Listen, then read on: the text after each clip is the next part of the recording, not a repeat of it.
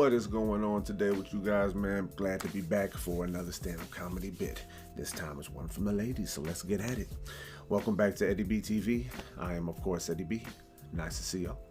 We are back at you again today for another reaction video.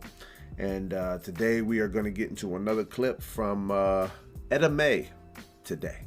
Etta May today. Yeah, that rhymed. Yeah, I don't care how corny that is. That's me, damn it. But yeah, man, we back with another one from Miss Etta May. The first one that I did from her was pretty funny. I think it was about how, if I remember, I think it was about how girls are a little bit more difficult to raise. And that's debatable, you know, and on different levels between mothers, fathers, and whatever, but still very accurate in how she described her little stories and her bits and all that. So we're going to get into another one from Eda May today, and this one's going to be titled, How Old School Dads Dealt with Bullies. Yeah. Well, I remember putting this clip off to the side because of the title, and I wanted to hear what she had to say about this. I think I've only done one other clip that had anything to do with bullies. I think it was that funny one with Kevin Hart, though. Yeah, I think that might have been that one. But yeah, man, I'm anxious to see what she has to say because at least with the first clip that I seen from her, I know she's gonna be funny, but she's also gonna speak on something that doesn't really have like a setup the way that Kevin Hart clip that I watched was. So nothing bad about it, just a different set. But yeah, we're gonna see what's up with this one, and hopefully it's gonna be informative and funny. So yes, let's do it. Eda May with How Old School Dads Dealt with Bullies. And if you like this reaction, please hit on the like button for me one time. Subscribe to the channel, ring that bell, and leave a nice comment for your boy, if you don't mind. Constructive critiques, leave a nice suggestion or a request, and throw a couple jabs, jokes, and zingers at me. Friendly dialogue, no drama here. All right, you guys know the deal. So yeah, it's been a while since I've gotten to Eda May, but I plan on getting to more of her because she has the type of energy and presence on stage that entertains me, amuses me, and makes me laugh my ass off. So let's go ahead and do it, man. Eda May with How Old School Dads Dealt with Bullies, right here on Eddie B TV. The ladies of stand-up comedy are back in the building. Let's have some fun. All right, here we go. You know, I think the hardest time for any child has got to be middle school. Would you agree? Okay, That is, yes. Because right at the time when hormones are morphing their bodies and frying their brains, we throw them in with a bunch of other more fry brains, and we expect them to survive. Let me tell you something. Middle school for me was a hell ride the moment I got off the school bus. Brenda Brown spotted me like a lion spots the weakest antelope in the herd, and I was toast. Hadn't done anything but breathe, and she decided I needed to get my head knocked off. The notorious Brenda Brown. She was that kind of student even the teachers were afraid of. Anything went down in school, it was Brenda Brown. Smoking in the bathroom, Brenda Brown. Pulled fire alarm, Brenda Brown. Missing school bus, Brenda Brown. Damn. Let me tell you people something. I could take getting the tar beat out of me every day. It wasn't anything that I got at home. Let me tell you something. When you are the youngest kid of a family sporting 9 older brothers, the trickle-down beating stops with you. Every day, right before lunch, bam, Brenda Brown. Second shift came right before I got on the school bus for home. Bam! Ow. See you tomorrow. Heck, it got to the point I just wait for her to get it over with. But one day was different. Before I got on that school bus, when she hit me, my glasses went flying. I was picking myself up, pulling down my shirt, getting my books, and I realized Brenda Brown had my glasses. And she was scratching tic-tac-toe in the lenses, and she threw them back to me. Oh, this was bad, people. If my daddy saw this, he was going to kill me. I can remember that long school bus ride home. And I sat in that seat and I prayed. I prayed so hard that that school bus would stall on a railroad track. And we would all die in a fiery blaze. And my daddy would never know. A couple days went by and nobody realized I wasn't wearing my glasses. Then one night at the supper table, my mama goes, Etta May, where's your glasses? I froze. A pea rolled off my fork and crashed to the floor. You see, people, my daddy could smell fear like most people smell bleach. Yeah, I'll get to that. He looked at me and he cocked his head. He grabbed my chubby little hand and he squeezed it hard. And we made that death march to the back room. That man spanked me with a belt to the point the poor guy got too winded and had to sit down.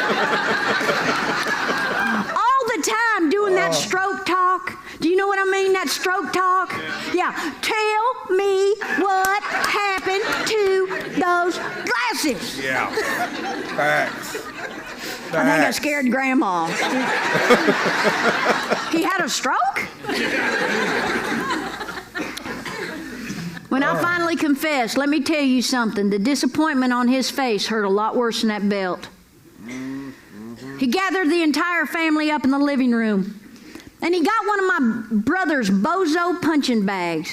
You remember those? The kind that had the sand in the bottom? And when you hit it, it popped back up. And he goes, okay, what's this first class you got with this Brenda Brown? And I said, well, study hall right before lunch. He goes, this is what you gonna do. Tomorrow I want you to go to the front of the class. I want you to tell your teacher to call that Brenda Brown up. And in front of everybody, in the loudest voice you have, I want you to yell, Brenda Brown, do you have a friggin' problem with me? But trust me, he didn't say friggin'. I'll believe it. And then he said, I want you to punch her right in the mouth. Oh. What? And then he said, I'm going to stay home from work. And if I don't get a call from the principal by noon, I'm going to spank you within an inch of your life when you get home. What? And then he made me practice over and over again. Brenda Brown, do you have a friggin' problem with me? Bam! Next day on the school bus, my heart was in my head, just boom, boom, boom. But heck, people, at that point, I was between a rock and a rock. I did what my daddy said. Brenda Brown, do you have a friggin' problem with me? Bam! She floated like a feather over the teacher's desk. Now, I could be wrong, but I swear Miss Mortice was giggling to herself. Probably. And she drug us to the principal's office. I sat in Principal Campbell's office with Brenda Brown's mother and Brenda Brown. Brenda Brown's mom was thin and hard, and she shook as she lit one cigarette off of another. We sat in silence, and we waited for my daddy. And then suddenly the door swung open, and there stood my dad like John Wayne in a gunfight. Principal Campbell said, Milo, we got a problem. My dad said, no, we ain't got no problem. That little girl right there's got the problem. Because my daughter's going to come and kick the living daylights out of her every single day. And Brenda Brown's mom stood up and said, hey, and my dad said, and you shut your mouth or I'll have my wife come and kick the snot out of you.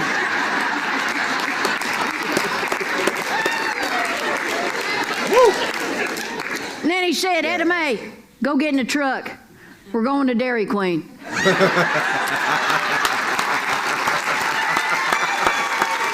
Yeah. Yes.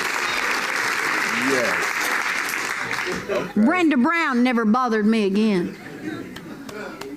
But do you know I think of that girl to this day every time I eat a dilly bar? All right. That is all for that one, man. Woo! See? I knew it was going to be funny. I remember like the first clip that I watched from her, I noticed something, that she's a great storyteller, man. And that's what also adds to the great part of her joke telling as well. Just an awesome bit right there. All right, y'all. That was Eda May with How Old School Dads Dealt with Bullies. Well, definitely not a bad way to go about it. I'm sure a lot of people do it differently in situations like that. Just like your boy here. My grandfather was the exact opposite. You know what I mean? Foundational. You know what I mean? That foundation wise, that's how he was exactly the opposite. He pleaded with me on so many different occasions to not fight at all. He didn't want me fighting. Even if somebody was messing with me, he would always tell me if it has to be life or death for you to hit him back. No matter what the case is, just walk away or tell your teacher. And I'm like, tell the teacher so I can get labeled a snitch and get my ass whooped even more. I'm like, nah, man, I'll just do my best. But, if somebody's going to take it that far, then I got to do. And then he would always say like the most fear-inducing things into my soul to let me know that no matter how much I felt like I needed to hit somebody, I better not, or I'm going to have to deal with him when I get home. Now, I'm sure a lot of you guys are probably thinking, geez, man, like, what kind of way is that to live, And I didn't get it growing up. I didn't get it all the years of my life, until I got past 18 and I'm on my own and I'm paying bills and stuff like that, and I'm just trying to live like a responsible young man. And me and my grandfather, we had conversations a lot more after I moved out of his house, because when I lived with him, I was a pain in the ass to him. He was constantly having to bail me out of nonsense, man. I was a hectic kid, man, in more ways than you can imagine. And I'm not tooting my own horn when I say that. That's just how it was, man. I didn't care for the world. I still don't care for it now. I just have a different set of things that I care about that keep me grounded and all that stuff. This right here being one of them. So please be happy and thankful for that, at least when it comes to me. But I had a conversation with him long after I turned 18. And then I'd already been in quite a few fights by that time. It just happened. You don't have no one to bail you out. You got to pick and choose your battles at that point. But I used to ask him, I was like, Pops, man, I was like, people used to mess with me a lot. And I don't mean bully me like, I got tormented and tortured every single day at school. But people made fun of me a lot because I was an uncoordinated kid. I wasn't deemed good looking. You know what I mean? I wasn't a popular kid by any stretch. And, some people decided, to take jabs at me once in a while, clown me, and in some cases put their hands on me. And every time someone used to do that and clown me and all that stuff, they used to look at me like I was even like a bigger wuss, because they'd be like, you ain't even going to fight back? You ain't even going to do nothing, man? Shit, man, we just going to keep messing with you. I'm just like, you know what? I can handle 1,000,000 ass whoopings from y'all. I cannot deal with what that big black Terminator machine is going to do to me when I get home if I get into trouble at school. It didn't even have to be a fight. It could have been slacking off, not doing your work. It could have been mouthing off to a teacher, which I did quite a bit also, because teachers at my schools were just incompetent. Sorry, but that's just what it was. But I asked him, I was just like, why did you never want me to fight back? I mean, don't you want me to learn how to defend myself, man, against people who are trying to harm me? And, he said some things that kind of didn't surprise me. They might have struck a nerve in me a little bit, but then he said some other stuff that just threw me, man. And what he said to me was, he was just like, well, no, I won't say my government name, but it was like, boy, let me tell you this, man. I know for a fact that you can defend yourself. I know that for a fact. I don't got one issue with you defending yourself if you need to. This is my problem. Even if you're right, even in the worst possible circumstances, if you're right, if you do something and you get hurt, or if you get hurt or you hurt somebody, you can drastically affect, you can drastically affect your own life and somebody else's, if not both. And I didn't get it at the what do you mean? It's just like, well, say somebody breaks in your house, right? And their intent is just to steal some stuff, but let's say you run into them trying to steal from you, and then they're intent on trying to hurt you just to make sure they can get away, And let's say that you're scared because you probably got your family there and, you want to protect them and all that stuff. But say that your brain takes you to the place, because most of the time it will, which is why he always had a bat in his house instead of a gun.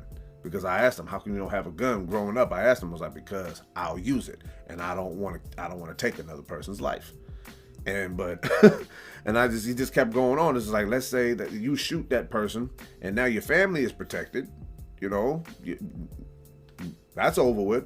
Your stuff is still intact. Your family is safe, but now your brain and your heart is messed up for life because you took the life of another person.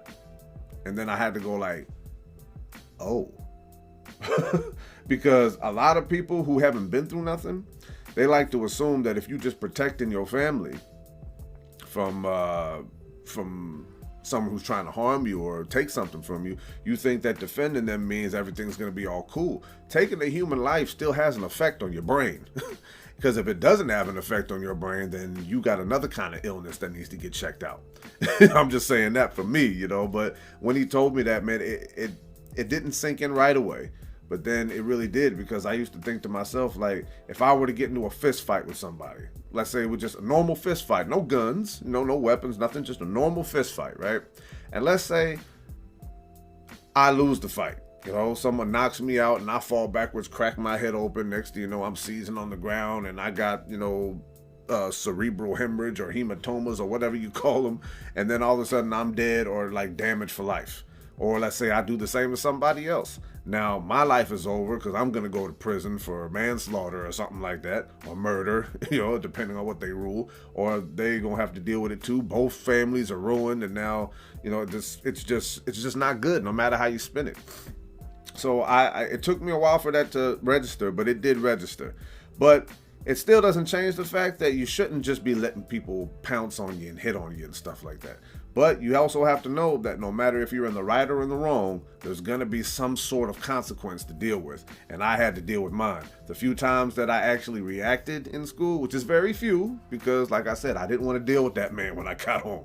He was big and he was a disciplinarian to the 100th power, man. Like he was really the real deal. But sometimes some things just had to be done, and I just told myself at the time, hey, I'm willing to deal with the consequences now, because I don't want this person messing with me like this no more. I don't want everyone thinking they can just run over me whenever they want to. You know, no matter if I win or lose, sometimes you just gotta fight back, and that's just real. But the whole point of this, at least me saying what I'm saying, is pick your battles, man. Because sometimes even if you're in the right, you'll still end up a little bit wrong in the head if things go to that extra level. Sometimes it's just a normal knockout. You could pick somebody up. Hopefully you shake hands and, you know, brush it off. But other times, the worst case scenario is something that you really won't see coming. And that's just, you know, from personal experiences as well. I won't get into that right now. I'll save that for another day. But yes, very good story from Etta May, man.